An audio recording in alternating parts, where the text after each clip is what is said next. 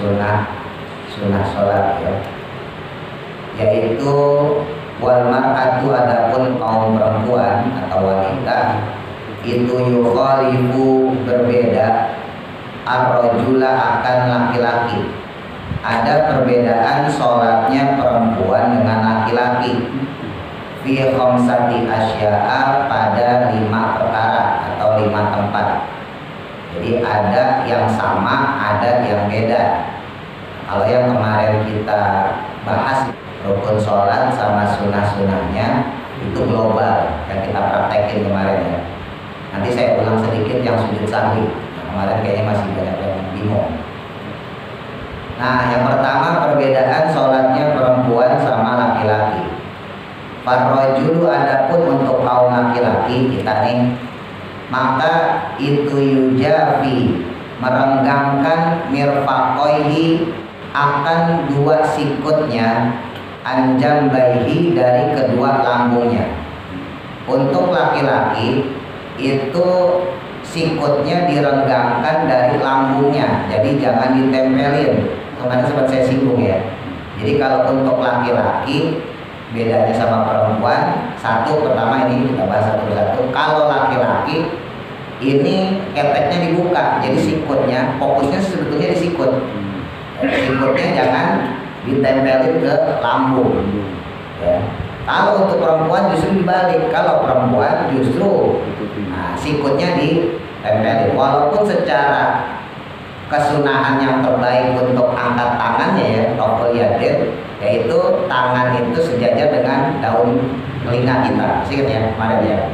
Jadi baik laki-laki atau perempuan untuk tangan sendiri sebetulnya sama. Posisinya sejajar dengan daun telinga. Yang membedakan adalah tangannya itu sendiri.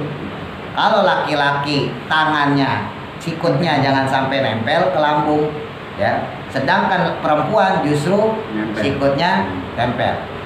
Seandainya ada perempuan ya, dia punya masalah ya, mohon maaf, misalnya ada perempuan cacat atau ada laki-laki cacat yang dia nggak bisa melakukan sholat model kayak gitu. Misalnya ya, kan ada orang kalau stroke tangannya nggak bisa sampai ngangkat ya. Nah, karena dia dalam keadaan uzur, maka sholatnya tetap sah. Jadi tentunya hal ini berlaku buat orang normal. Kalau ada uzur, misalnya penyakit, cacat dan sebagainya, maka nggak ada masalah. Nah yang kedua, wayukilu dan kemudian mengangkat batnahu akan perutnya anfaqidaihi dari kedua pahanya. Jadi paha sama perut kalau buat perempuan ditempelin, sedangkan buat laki-laki dibuka. Dalam kondisi apa? Firruku'i pada saat ruku, wasujudi pada saat sujud. Jadi kalau untuk laki-laki ini yang jarang orang tahu nih. Ya. Kalau laki-laki bapak standar ya, kita ruku misalnya gitu. Misalnya saya duduk, saya jongkok aja. Jadi kalau posisi ruku, kalau perempuan ini beda. Kalau kita kan rukunya gini, ya. Kalau perempuan ini sikutnya tadi sama lambungnya ditempel. Ya, jadi posisinya kalau kita laki-laki bisa lurus, ya. Sedangkan perempuan ini sikutnya tempelin. Lihat perbedaannya. Ini laki-laki, ini perempuan. Ya, kalau laki-laki lurus, kalau perempuan ditempelin. Nah ini yang jarang orang tahu. Kalau laki-laki sebetulnya lurusnya nggak begini pak. Ini saya ikutin ya. Jadi posisi sikut ini adanya di luar, jadi bukan begini. Ya, posisi sikut adanya di luar. Kelihatan ya? Di samping ya? Jadi posisinya gini. Nyamping namanya Pak. Nah, untuk apa? Untuk mencegah sikut ini nempel sama lambung. Kalau begini, ini ada kemungkinan nempel sama lambung. Makanya sikutnya adanya di luar. Baik yang kanan maupun yang kiri. Ya, jadi posisinya baik ini juga sama tuh. Posisinya. Yang membedakan dengan perempuan begini. Bisa bedain? Posisi perempuan karena dia pakai mukena kan pasti mukenanya nutupin gini. Nah, nanti bapak lihat anak kita, istri kita ya. Kalau perempuan, nah posisinya begini. Jadi dia nggak begini, beda sama laki-laki. Kalau laki-laki sikutnya kelihatan, ya sikutnya madepnya ke kanan, madep ke kiri. Jadi nggak begini juga kalau laki. Begitu pula dengan sujud. Ya, sujud kalau laki-laki kan dibuka tadi. Iya. Pokoknya patokannya sikut ya. Patokan sikut. Kalau laki-laki udah jelas kemarin saya praktekin juga kalau laki-laki. Nah, kalau perempuan gimana? Ya supaya nempel gimana caranya? Berarti di pepet begini, pepet gini. Jadi fokusnya laki sama perempuan ya perbedaan. Kalau perempuan posisi sujudnya nih kalau kita ngadep begini. Kalau laki-laki begini. Secara sujud berarti kalau laki-laki begini, kalau perempuan ya tangannya ya, ya. Jadi kalau perempuan nggak kayak laki-laki, laki-laki diangkat, perempuan ditutup. Nah ini tadi, kemarin saya sempat jelasin juga yang berdirinya ya. Nah laki-laki itu kalau berdiri kakinya dibuka, kalau perempuan ditutup. Nah untuk berdiri, ini kebanyakan kita, mohon maaf ya, ini kakinya nggak begini Pak. Perhatikan jari-jari kaki saya. Ya. Jadi kakinya usahain jempol kanan kiri lurus. Jadi nggak begini. Walaupun kalau begini tetap sah selama berdiri ya. Tapi kalau mau bicara yang bagus ya, yang afdolnya ya, maka usahain lurus kakinya. Jadi jempolnya ngiblat. Jadi kalau kita jalan nih, saat kita, udah langsung setar gini aja, biasain. Kalau kita kan biasanya fokusnya ke niat kalau datang ya, datang mau sholat fokusnya niat tuh. Makanya kita nggak mempedulikan kaki biasanya. Ya udah gini aja, jadi ngejabrak begini. Apalagi kalau yang kecil kagak dibedong. Wah. Kalau kecil dibedong masih mendingan ya. Iya. Jadi coba dilatih. Karena banyak saya lihat, khususnya kalau karena saya fokus di sini ya. Jadi saya merhatiin orang-orang sini juga saya lihat. Banyak yang kakinya masih begini nih. Terus tasyahud juga tuh kemarin. Ya, kemarin udah saya jelasin, tasyahud itu tangan kanannya digenggam kecuali jari telunjuk. Masih banyak yang saya liatin kemarin, padahal habis ngaji kan saya liatin. Kadang-kadang lupa Pak Ustadz. Oh iya. Udah gini, balik aja. Udah biasa salah misalnya. Jadi kalau untuk laki-laki sama perempuan gitu, rukunya laki-laki sama sujudnya pun beda. Kalau perempuan nempel, kalau laki-laki jangan sampai nempel. Nah, ketika ruku dan sujud, nah tadi di sini disebutin perutnya juga. Kalau perempuan itu nempel ke paha, ya, sedangkan laki-laki enggak. Terus yang kelima, wayajharu, mengeraskan, menjaharkan fi maudiil jahri, pada tempat-tempat jahar. Sholat jahar berarti sholat yang suaranya dikeraskan. Maghrib, isya, subuh buat laki-laki. Mengeraskan, menjaharkan. Tapi kalau buat perempuan mau sholat jahar atau sholat sir suaranya nggak kedengeran. Ya, itu berarti zuhur sama asar ya. Itu tetap suaranya sir, suaranya pelan. Kalau laki-laki, kalau sholat jahar dijaharkan, kalau sholat sir disirkan. Sir itu pelan, terdengar kuping sendiri, Pak. Ya, jadi jangan sampai gagal paham. Yang dimaksud sir di sini bukan dalam hati. Hati-hati nih, kalau buat kita yang pemula, mentang-mentang sir dianggapnya dalam hati. Jadi nggak boleh kita baca Fatihah dalam hati, nggak boleh, nggak sah. Kalau kita baca Fatihah, mau sholat sendiri kek, mau jadi makmum kek, Allahu Akbar, minimal terdengar kuping sendiri. Bismillahirrahmanirrahim. Alhamdulillahirrahmanirrahim.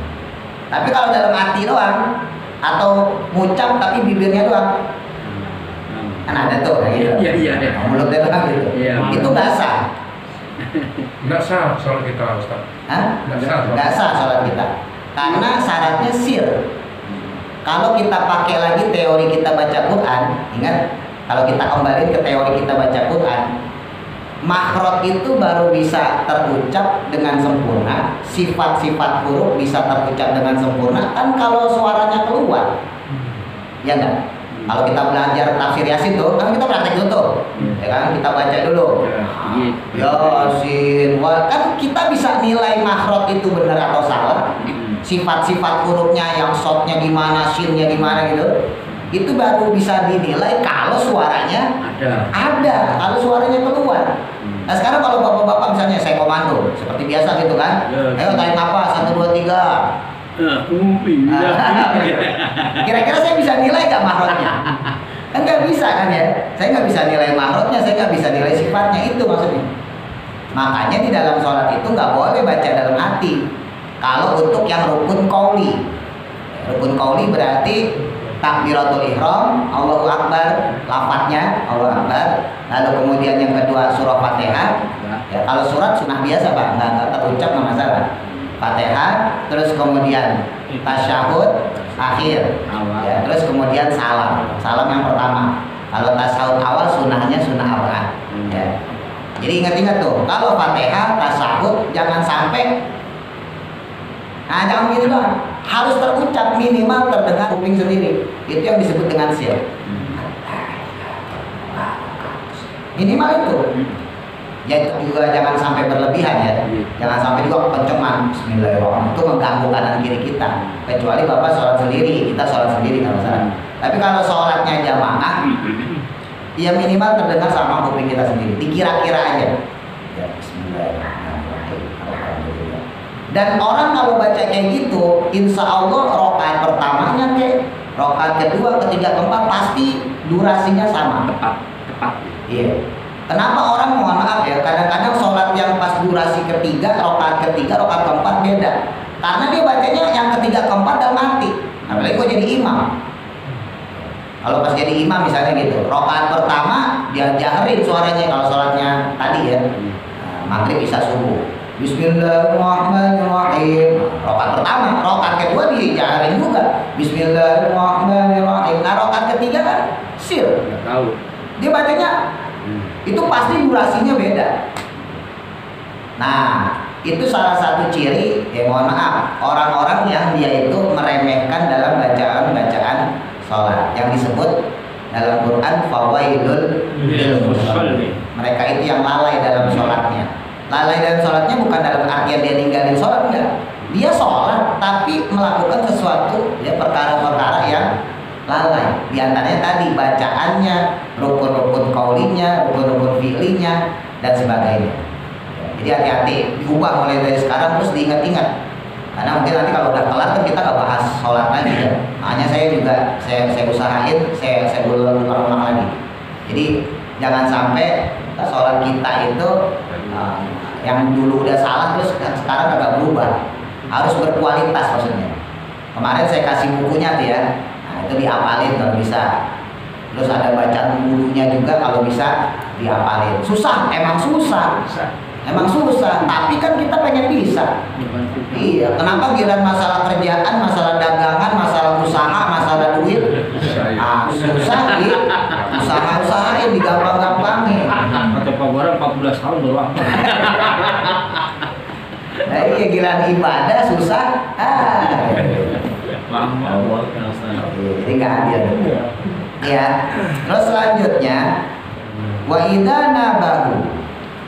Dan ketika terjadi apa syai'un sesuatu fi sholati dalam sholatnya, kalau laki-laki terjadi sesuatu dalam sholatnya, maksudnya misalnya sholat jamaah, sabbaha maka bertasbih, mengucap lafaz subhanallah. Ini kalau laki-laki.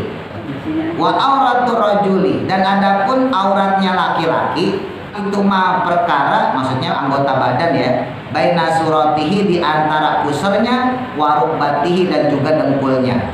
Wal mar'atu, sedangkan untuk perempuan itu tadummu, yaitu dia menempelkan ba'doha akan bagiannya tubuhnya, ila ba'din, dengan sebagian yang lain. Wa tahfidu, dan juga melemahkan sautaha akan suaranya, bi hadratir rijali, kalau dia ada laki-laki, al ajanibi, yang lain, maksudnya yang lain itu berarti bukan yang mahram. Wa idza nabaha, dan ketika terjadi si perempuan tadi syai'un sesuatu fi sholati, pada sholat ya, sofaqat, maka bertepuk. Kalau kita tadi subhanallah baca tasbih, kalau perempuan maka yang dilakukan adalah tepuk, tapi tepuknya pun bukan tepuk pramuka. Nah tepuknya gini. Jadi kalau laki-laki mengingatkan imam yang dia dalam keadaan salah dengan ucapan subhanallah, sedangkan perempuan nepuknya gini. Ya, kalau dalam berdiri dia nepuknya begini. Ya, kalau dia dalam keadaan duduk misalnya ya, kalau ruku kan nggak mungkin. Ya, Ya, kalau ruku itidal kemungkinan orang salah tuh jarang. Nah, kalau dia dalam keadaan duduk ya tepuk pahanya. Jadi bukan tepuk begini. Kalau laki-laki subhanallah. Nah, ini supaya gak gagal paham, biar jangan sampai di demo imamnya. Teman-teman habis belajar kayak gini, imamnya salah, kompak subhanallah. Iyalah, depan udah subhanallah, masih ngeyel, belakang lagi subhanallah. Jadi yang punya kewajiban mengucap lafaz subhanallah ya, yang mengingatkan itu yang di belakang imam. Ya, ada kayak di sini nih posisi imam ya. Maka yang disab di sini nih, yang dia harus ngingetin imam.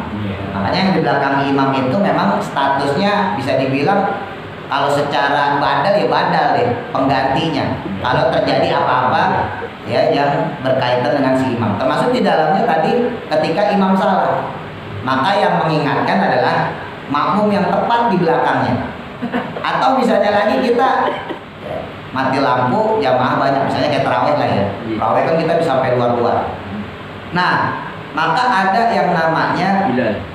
Bukan Bilal, namanya dalam fikih mubaligh. Nah, ya kalau bahasa kita Bilal ya, sebetulnya bukan Bilal. Yang menyampaikan suara si imam, biasanya kebetulan imamnya suaranya pelan. Allahu Akbar. Nah, maka itu juga statusnya tanggung jawab orang yang di belakang imam. Maka dia harus kasih komando supaya suaranya terdengar sampai luar, sampai belakang. Allahu Akbar. Namanya dalam fikih mubaligh. Mubaligh dalam arti bukan orang yang ceramah, bukan. Orang yang menyampaikan suaranya imam, komandonya imam kepada jamaah yang berada di saf-saf belakang. Jadi bukan yang ada di sini, bukan yang ada di sini. Jadi nggak sembarangan. Ini intinya di belakang imam itu harus orang yang benar-benar dia paham, dia mumpuni, dia ngerti. Kalau perempuan tepuk, kalau laki-laki subhanallah. Kalau seandainya, kemarin sempat kita singgung ya, kita bahas sedikit. Kalau seandainya si makmum sudah mengingatkan imam, ya subhanallah, kok imam masih kekeh, dia merasa nggak salah, maka kemungkinan kita ya kalau memang itu fatal kita mufarokoh. Jadi ingat-ingat istilah ini ya. Ini masih tipis mas. Nanti kalau bapak belajar yang kitab yang lain nanti akan kita temuin istilah. Yang dimaksud dengan mufarokoh adalah menghentikan niat kita, posisi kita sebagai makmum dari mengikuti imam. Tentunya dalam hal ini bukan cuma masalah salah doang. Apapun yang terjadi dalam imam, misalnya imam hadas, imam terbuka auratnya dan sebagainya, maka kita diperbolehkan mufarokoh. Jadi mufarokoh sendiri ada beberapa hal kriterianya dan sebab-sebabnya. Tapi saya nggak mau sampai ke situ dulu ya, nanti kepanjangan. Intinya ketika kita mengetahui ya ada kesalahan pada imam, lalu imam sudah kita tegur, ya kita ingetin subhanallah, lah kok dia masih nerusin sholatnya, maka kita mufarokoh. Gimana caranya? Ya udah niat dalam hati doang aja. Ya Allah, saya niat mufarokoh dari si imam. Ya Allah, saya niat mufarokoh dari si imam. Kalau di Indonesia berarti ya Allah, saya niat menghentikan status saya sebagai makmum mengikuti imam saya ini. Jadi nanti imam terserah mau lanjutin apa terserah. Ya mau rukuk kayak mau apa terserah. Itu udah gak ada urusan lagi sama kita. Karena kita sudah mufarokoh. Kalau itu status si imam fatal. Ya, kalau itu status si imam fatal. Tapi kalau status imam nggak fatal, dalam artian salahnya salah normal doang, yang mana nggak menggugurkan dalam sholat, maka usahakan kita tetap ikut sampai salam. Nanti tinggal ditambahin sujud sahwi. Nah, yang paling kita pelajari. Jadi kita lihat dulu statusnya apa salahnya. Kita pahamin dulu salahnya apa. Misal ya, saya beri contoh nih yang gampang aja. Kemarin kalau saya sempat saya singgung juga, takut lupa ya. Nanti diingatin lagi. Seandainya nih harusnya tasyahud awal, gitu ya. Seandainya tasyahud awal, si imam sujud nih subhana rabbiyal a'la wa bihamdihi. Harusnya tasyahud awal duduk. Lah kok dia langsung berdiri? Allahu Akbar. Subhanallah. Nah, kita yang di belakangnya wajib mengucapkan subhanallah. Nah, kalau imamnya tetap berdiri dia melanjutkan, maka kita ya udah ikut berdiri aja melanjutin. Nanti terakhir tinggal sujud sahwi karena sunnah abad untuk tasyahud awal, bukan rukun. Ingat, bukan sesuatu yang wajib. Paham? Ya, jadi kita masih bisa ngikutin imam. Ya udahlah, kalah dah. Udah tua ya, kita ikutin aja. Kita berdiri tuh. Nanti tinggal terakhir kita sujud sahwi. Kalau imam pun lupa bisa kita colek. Mam, tadi lupa, kita belum sujud sahwi. Oh iya udah, berarti kita sujud sahwi. Ya. Tapi ini hati-hati buat makmum kalau posisi kayak begini. Kalau seandainya si imam ketika kita udah ucapin subhanallah, imam tetap mengambil posisi berdiri ya, lalu kita wah kok imam berdiri ya, terus kita niatin mufarokoh, saya mufarokoh aja deh, boleh juga nggak masalah, saya mufarokoh aja, saya sholat sendiri, itu nggak masalah. Tapi kemudian niat mufarokoh tadi nggak boleh lagi nanti digabungin. Jadi seandainya kita udah niat nih, wah kok imam kagak duduk nih, udah saya mufarokoh deh, saya baca tahiyat lah kok imam malah duduk, lah duduk lagi, saya ikut lagi deh aja. Nggak boleh, karena tadi sudah niat mufarokoh. Makanya hati-hati kalau emang udah niat mufarokoh. Jadi seandainya dia imam berdiri, kita usahain tungguin aja dulu. Subhanallah. Sekira-kiranya dia, oh ini kayaknya nggak ada tanda-tanda dia bakal duduk nih, ya udah kita berdiri. Nah, tapi seandainya ada kemungkinan dia bakal duduk, ya udah kita tungguin.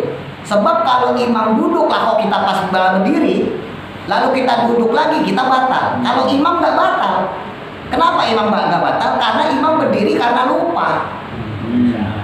Sedangkan kita berdiri emang sengaja berdiri. Paham? Bisa bedain ya? Makanya kalau imam yang kayak gitu dia tuh nggak masalah, dia tinggal sujud sahwi nanti belakangan. Justru kita yang bermasalah, yang tadinya udah duduk bener, lah kok malah ngikutin berdiri. Lah pas kita berdiri, imamnya malah duduk. Lah kan kucing-kucingan jadi. Kemarin aja imam. Gimana sih? Ya hati-hati nih. Makanya jangan buru-buru juga kita. Imam salah main ngikutin aja, jangan. Lihat dulu reaksinya gimana. Kalau reaksinya dia tetap berdiri, maka kita berdiri. Kalau kita udah berdiri, lanjutin. Nanti tinggal sujud sahwi. Karena yang ditinggalkan adalah sunnah abad, bukan rukun. Ya. Nah, lain halnya kalau yang ditinggalkan rukun, Pak. Nih imam sholat nih, ya kan? Allahu Akbar, baca Fatihah nih. Baca Fatihah, terus dia lupa. Harusnya ruku, Allah langsung sujud aja. Bukan sujud tilawah, bukan, langsung sujud aja, emang sujud. Ya. Makmum belakang ngingetin subhanallah. Ya kan berarti yang ditinggalin rukun nih. Rukun kan rukun, ruku itidal rukun. Lah kok main sujud aja. Subhanallah. Nah, ini posisi kita boleh dua tadi. Kita tetap ngikutin imam atau kita mufarokoh langsung. Kalau kita mufarokoh ya udah kita, ya Allah saya berhenti dari status saya mengikuti imam, saya mufarokoh. Udah kita lanjutin sholat sampai habis. Tapi kalau kita ngikutin dia, wah si imam udah agak bangkit nih, ya udah kita ikutin sujud. Nah, rokaat yang kita salah itu berarti masih kurang satu. Nanti di akhir tinggal ditambahin. Saya beri contoh gini, misalnya rokaatnya 4 ya. Rokaat pertama benar, rokaat kedua benar, rokaat ketiga, rokaat keempat deh, rokaat terakhir bermasalah. Pas rokaat terakhir keempat, ya nggak pakai ruku, nggak pakai tidak, langsung sujud aja. Allah. Nah, maka kemudian si imam habis sujud duduk, jangan gua sujud lagi, terus duduk tasawuf akhir, kan dia nganggapnya itu yang keempat. Paham ya? Lalu dia salam, assalamualaikum warahmatullah. Maka kita harus ingetin imam bahwa tadi kita kagak ruku, kagak dan maka bangkit lagi berdiri, lalu kemudian tambahin 1 rakaat baru sujud sahwi. Paham maksudnya? Tapi ya bacaan Al-Fatihah tetap imam. Tetap, Fatihah intinya kita tetap kurang 1 rakaat. Tapi udah terlanjur assalamualaikum nggak masalah, yang penting nanti kita tinggal sujud sahwi. Cuman di sini sama kayak tadi konsekuensinya ada 2. Kita sebagai makmum maksudnya ya, kita punya 2 kemungkinan. Kita bisa tetap ikut imam, lalu nanti kita tinggal ngomong, mam tadi kurang 1 rakaat. Kan kita pas tadi berdiri sampai langsung sujud. Oh ya kurang, ya udah berdiri.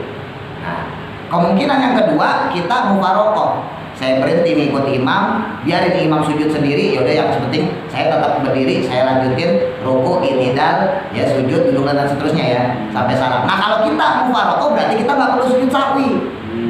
Kenapa? Kalau kita bener. Gitu. Tapi kalau kita ngikutin imam, maka otomatis kita harus sujud sahwi. Kalau kita ngikutin imam posisi kayak gitu, imam kok langsung nyungsep aja sujud. Wah, yaudah deh, kita udah subhanallah dia masih nyungsep, yaudah kita ikutin. Sujud, nah dia duduk di antara 2 sujud lagi, baru kemudian berdiri. Jadi yang rakaat keempat gak dianggap menuju rakaat selanjutnya ditambahin, berarti jadi 5 rakaat kalau hitung-hitungan. Jadi nggak boleh si imam tadi ketika dia salah subhanallah terus langsung berdiri lagi, nggak boleh. Ya udah terus biasa lanjutin duduk, sujud, baru kemudian berdiri. Jadi yang satu putaran itu dianggap nggak ada. Ya, makanya dia tinggal nambahin 1 rakaat. Nah, berhubung tadi dia salah dan menambahkan, berarti kan menambahkan rakaat. Nah, maka dia nanti sujud sahwi. Tidak perlu nih doanya sujud sahwi. Subhana man la yanamu wa la yasbu.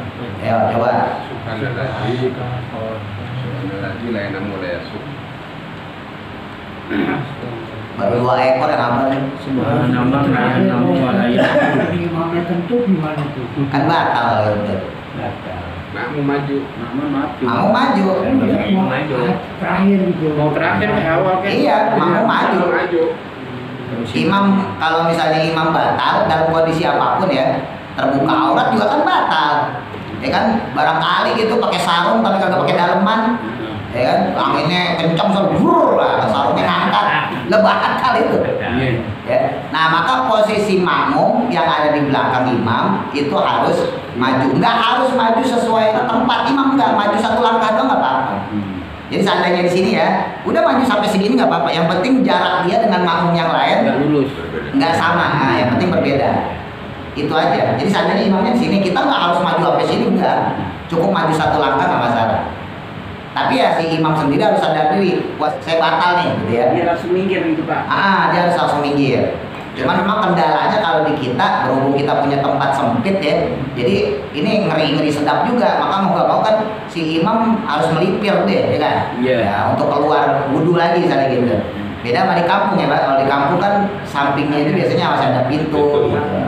Nah itu beda. Tapi konsekuensinya tetap si makmum ya harus ada yang maju menggantikan imam. Ya. Jadi untuk sujud sahwi ingat-ingat subhanalladzi la yanamu wa la yasbu atau subhanaman. Boleh subhanalladzi, boleh subhanaman. Maha suci zat. Maksudnya Allah la yanamu yang tidak pernah tidur wa la yasbu dan juga tidak pernah lupa. Nanti dibuka lagi bukunya. Udah saya kasih itu. Itu harus apa Pak? Karena kita nggak tahu, bisa jadi kita ya namanya manusia ya. Nah, ya. Untuk sementara kalau belum hafal ya baca yang subhana rabbiyal a'la. Subhana rabbiyal a'la wa bihamdi. Tapi kadang-kadang jeleknya manusia gitu sih. Ya, orang belajar tuh kalau dikasih dispensasi tuh milihnya dispensasi mulu. Iya. Jadi saya pengen kalau bisa ya hafal gitu. Jadi sujud ya, duduk di antara sujud lagi lalu kemudian tasawuf akhir salam. Gitu ya.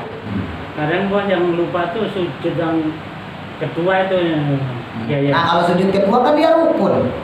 Nah, berarti kalau rukun harus tambah 1 rakaat. Ya, hati-hati. Nah ini beda nih kasusnya. Kalau yang tadi kan sunnah abad ya.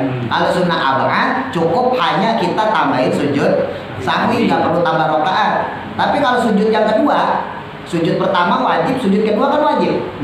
Habis itidal ya, sami Allahu liman hamidah. Terus kita sujud nih, Allahu Akbar. Sujud pertama ingat. Nah, langsung main berdiri aja. Enggak tahiyat ada. Oh, tahiyat. Terus kita langsung duduk. Nah, berarti sujud kedua jangan dipakai. Nah, itu statusnya kan rukun. Nah, kalau rukun berarti nggak bisa cuma ditambah sujud sahwi, tapi harus ditambah rakaat. Gitu. Gimana sholatnya? Ya udah terusin nggak apa-apa. Nanti tinggal tambahin 1 rakaat. Jadi yang rakaat itu nggak dianggap. Kita tetap pakai assalamualaikum Ustaz. Enggak, langsung begini. Yang nambahnya itu. Ini kan kita bicara nambahnya dulu ya. Kalau untuk sujud sahwinya sendiri tetap pakai assalamualaikum. Habis sujud sahwi assalamualaikum. Maksudnya gini, ketika kita salah ya, maka kita lihat dulu salahnya dalam hal apa nih. Kalau rukun nggak bisa ditolerir Pak. Kalau rukun ya berarti harus nambah rakaat. Rukun misalnya. Masanya rukun. Kalau yang sunnah, tadi saya contohin misalnya tasawuf awal. Tasawuf awal itu nggak wajib loh, nggak rukun, itu sunnah. Nah itu nggak ada masalah, kita cukup sujud sahwi, nggak perlu nambah rakaat. Tapi kalau yang kita tinggalin rukun, maka kita harus berdiri lagi. Termasuk kita lupa Fatihah. Ya, rakaat pertama lancar, rakaat kedua pas berdiri ya, Allahu Akbar, langsung aja baca surat, kagak baca Fatihah misalnya gitu. Nah itu juga sama. Berarti kan yang ditinggalin adalah rukun. Kita main ruku aja, itidal, sujud. Pas sujud kita mikir, perasaan tadi gua nggak baca Fatihah deh. Berarti rokaat yang itu gagal hitungannya, silang udah. Berarti kita nanti harus berdiri. Yang harusnya tadi tasyahud akhir, berarti kan disilang nggak dianggap. Maka kita harus berdiri. Nah jadi ditambahin dulu, harusnya tasyahud akhir, bukan tasyahud akhir langsung berdiri. Karena nambah satu rokaat. Baru nanti sebelum salam sujud sahwi. Ya sebelum salam nih kita baca nih sampai fil alamina ya.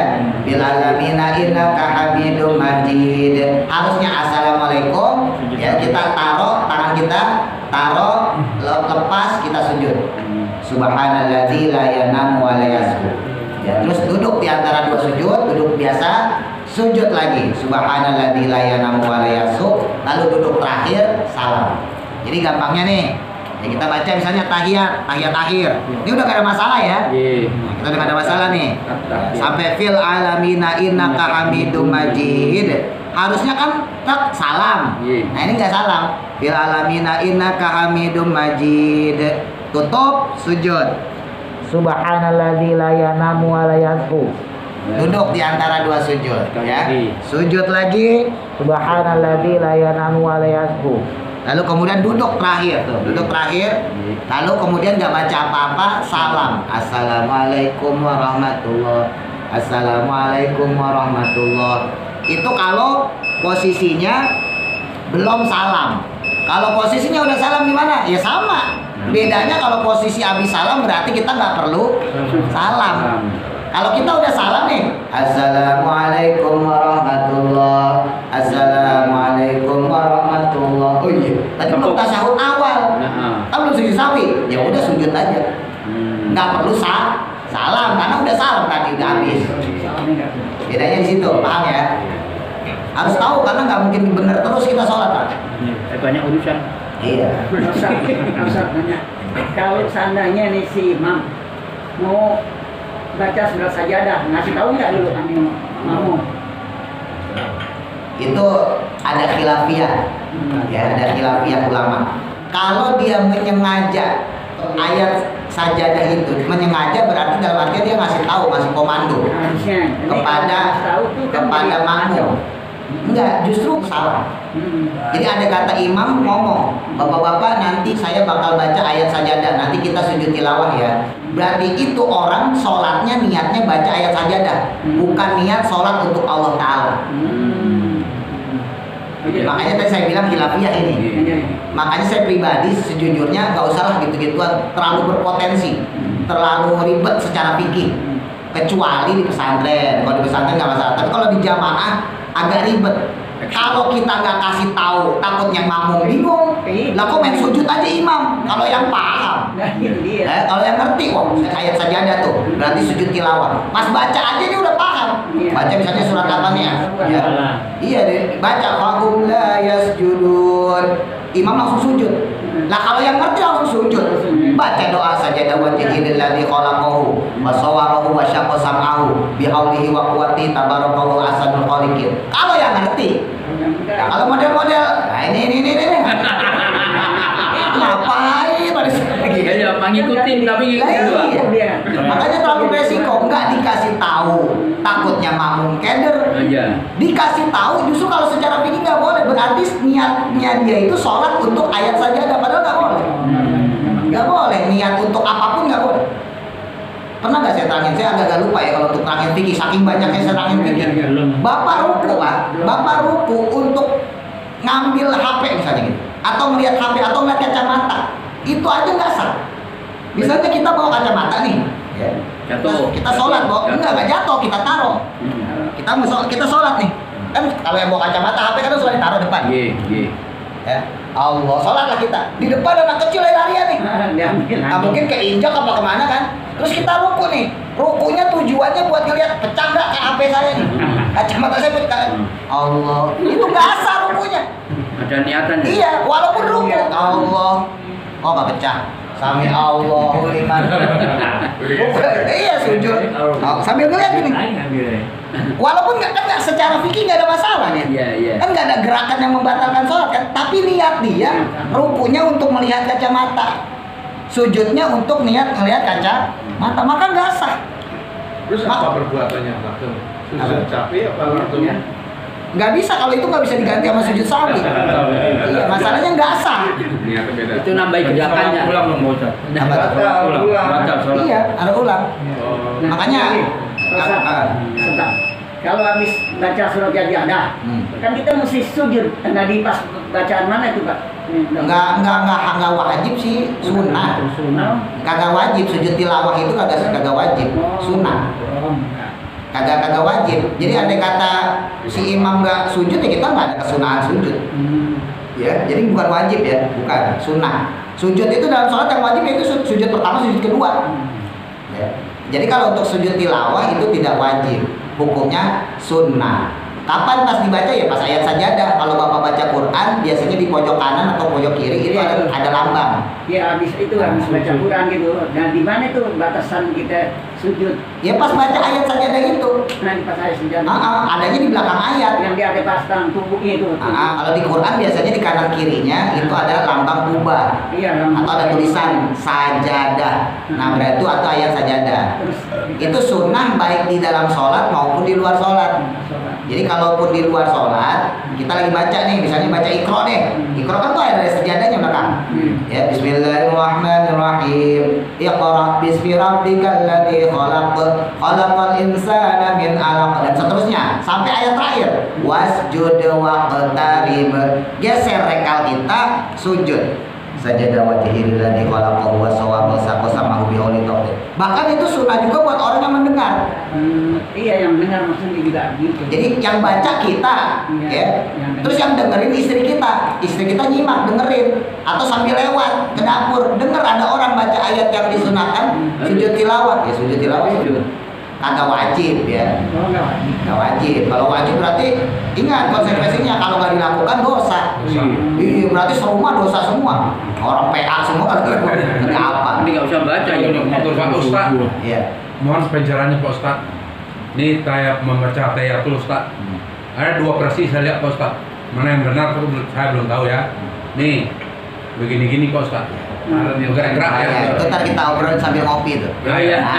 Jadi yang pertama asyhadu alla kata saya. Yang kedua versinya begini ya Ustaz. Nah, ini. Itu mana yang betul tuh Pak Ustaz? Nanti dari bahas selesai. Oh, itu sambil ngopi ntar. Oh, itu. Itu saya udah sering bahas ya. Intinya kita nggak usah mikirin orang. Kita pakai yang versi kita. Ini yang saya sekali sambil ingetin aja. Ini versi kita ya, kita yang mazhab Syafi'i dan dengan status kita Ahlussunnah wal Jamaah. Ini yang saya ajarin. Kalau tasyahud ini tangan kiri, ya lepas, merenggang, tangan kanan ngepel, kecuali jari telunjuk. Bolak-balik saya sampaikan, karena guru saya ngajarinnya begitu. Jadi kalau bapak-bapak masih ada tasawufnya begini, saya nggak mau tanggung jawab. Ntar hati-hati aja di akhirat pas gantung. Saya itu kagak beda, soalnya beda malaikat, enak aja. Ini versi kita ya Syafi'i. Ya, kalau kiri nggak ada masalah nih. Ingat, tasyahud jangan sampai lewatin dengkul. Ya, atas. Jadi saya ambil yang kanannya ya, kanannya. Kalau yang kanannya berarti posisi begini. Ya, boleh ini dipegang ruas jari telunjuknya dengan jempol, boleh pegang dalam, terserah. Satunya. Mau pegang ini boleh, mau pegang ini boleh. Kalau saya pilih yang ini. Ya, posisinya gini. Jadi ketika tasyahud at-tahiyyatul dan seterusnya ya, sampai asyhadu alla ilaha illallah angkat. Nah, ini posisinya masih begini, Pak. Ini masih nempel nih. Jadi nggak begini. Asyhadu enggak begini. Tapi posisi nempel. Asyhadu alla ilaha illallah angkat. Lurus. Wa asyhadu anna Muhammadar Rasulullah turunin. Tapi nggak nempel ke paha lagi. Cuman mengarah ke tempat sujud. Ya, asyhadu alla ilaha illallah angkat, wa asyhadu anna Muhammadar Rasulullah turunin dikit. Ya. Terus Allahumma sholli dan seterusnya ya. Wa sayyidina Muhammad dan seterusnya sampai fil alamina innaka hamidum majid. Baru jatoin ya, berarti tempelin lagi ke dengkul, lepas baru salam. Kalau yang masih begini saya nggak tanggung jawab, biarin Mas Gianto yang tanggung jawab. Tangannya buntu, bocor segini. Pakai isyarat. Begini. Orang yang cacat maka maka dia pakai isyarat seakan-akan tangannya itu bisa menunjuk. Nah, sedangkan untuk orang yang tadi ya, ini sedikit saya ini biar nggak penasaran. Walaupun saya udah ulang, nanti kita perjelas lagi. Jadi kalau untuk yang begini itu sebetulnya bukan begini Pak. Kitanya aja kagak paham. Kemarin sempat saya singgung. Kalau ada lafaz Allah baru dia gerakin. At-tahiyatu lillah. Kalau mereka at-tahiyatu lillah bukan at-tahiyatul mubarakatuh. Kalau kita lillahnya di belakang. At-tahiyatul mubarakatuh sholawatu thayyibatu lillah. Kalau mereka enggak, depan duluan. At-tahiyatu lillah. Mubarakatus sholawatu thayyibat. Assalamu alaika. Baru itu kosannya sama. Ya ayuhan nabiyyu wa rahmatullah wa barakatuh. Tuhnya kan U-nya itu lafadznya Allah. Saya agak ribet ngejelasin ini, makanya mendingan gue bahas itu. Karena Bapak nggak ngerti domir. Karena ada domir, ada kata ganti yang dia merujuknya pada Allah. Setiap lafadz domir yang merujuk pada Allah maka digerakin. Itu versi madzhab Hanafi sah. Jadi nggak ada masalah juga. Kenapa nggak ada masalah? Karena yang bergerak adalah jari. Ya. Jadi nggak batal. Masih ingat dulu sempat saya singgung. Kalau Bapak garuk, ya Allahu Akbar garuk nih. Selama jari yang bergerak nggak batal. Kalau ada orang yang terlalu kritis, itu kan geraknya 3 kali. Enggak, karena jari. Jadi nggak batal. Sama seperti kita gerak ini. Iya, 5 kali, 6 kali nggak batal. Yang batal itu begini. Nah. Semuanya. Tangan yang bergerak, kalau jari enggak. Sama orang tasyahud juga gitu. Yang begini nggak batal. Nah, kalau begini baru tasyahudnya batal. Tasyahud begini baru batal. Itu ngaduk kue. Dikit lagi nih. Perempuan lagi sholat jamaah nih. Ya, sholat jamaah imamnya perempuan, makmumnya juga perempuan. Kalau normalnya kalau sholatnya jahar, maka si imam perempuan tadi itu tetap disunahin jahar. Karena makmumnya perempuan gitu. Tapi kalau andai kata di sekelilingnya misalnya pas lagi arisan atau lagi acara reuni, berarti kan di situ kumpul laki-laki juga ya.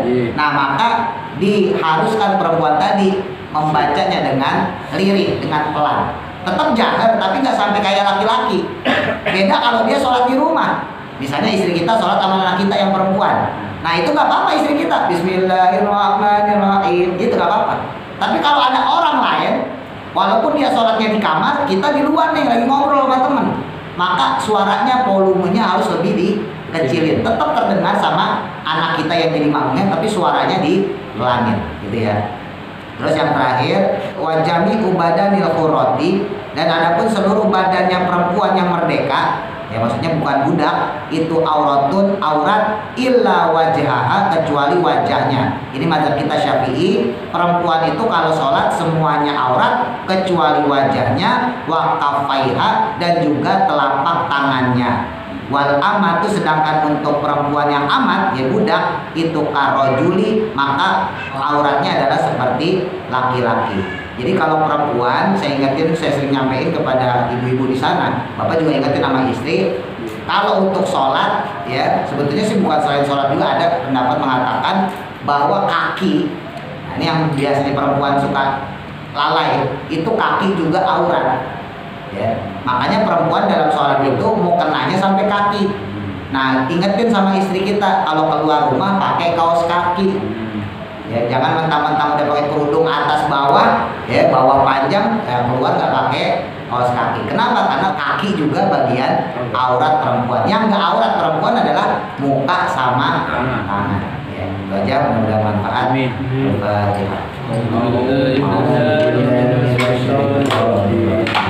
Bismillahirrahmanirrahim. Alhamdulillah.